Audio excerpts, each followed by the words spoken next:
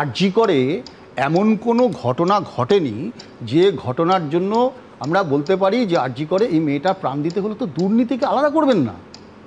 খুন, ধর্ষণ আর দুর্নীতি একসঙ্গে হয়েছে। এই দুর্নীতিটা ধামাচাপা দেওয়ার জন্যই তাকে খুন হতে হয়েছে, ধর্ষিতা হতে হয়েছে। এটা বারবার আপনারা সত্যি দেখিয়েছেন। আপনি বলুন যে কিসের এত হাইড অ্যান্ড সিক্রেসি, জানতে কোথাও হবে। জীবন কৃষ্ণ সাহা কেন বারবার মোবাইলটা ফেলে দেয়? আমার কথা যে মোবাইল ছোড়ার প্র্যাকটিসটা কেন করে? ওই প্রথমবার মোবাইল ফেলে দিল পুকুরে, ঠিক মতো টিপ করতে পেরেছিল কিনা জানি না, তারপরে আবার দেখলাম ড্রেনে ফেলে দিচ্ছে। মোবাইলে তো হাইড করতে চাইছে না। তার মানে জীবন কৃষ্ণ সাহার সাথে তো সিবিআই ইডির কথা হয়েছে, তো সামনাসামনি আছে, তাহলে মোবাইল কেন হাইড করছে? তাহলে মোবাইলে এমন কোনো তথ্য আছে যে মোবাইলটা লুকোতে চায়, যেটাতে অনেক বড়বাবুর চেহারা ছিল। আচ্ছা, আমি বলছি সিবিআইডি এত এফিসিয়েন্ট ভোটের আগে, মানে সিবিআইডি কি দুর্নীতিটাকে পশ্চিমবঙ্গের পণ্য করেছে? সব পলিটিক্যাল প্রোডাক্ট, ভোট আসে, দুর্নীতি আসে, চারটেকে ধরে নেব।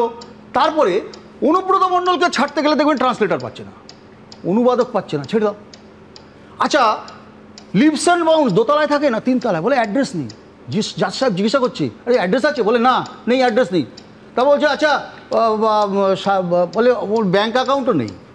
তখন যুবরাজের ব্যাঙ্ক অ্যাকাউন্ট পাওয়া যায় না, তখন অ্যাড্রেস পাওয়া যায় না এমপি সাহেবের। আপনি কোথায় আছেন?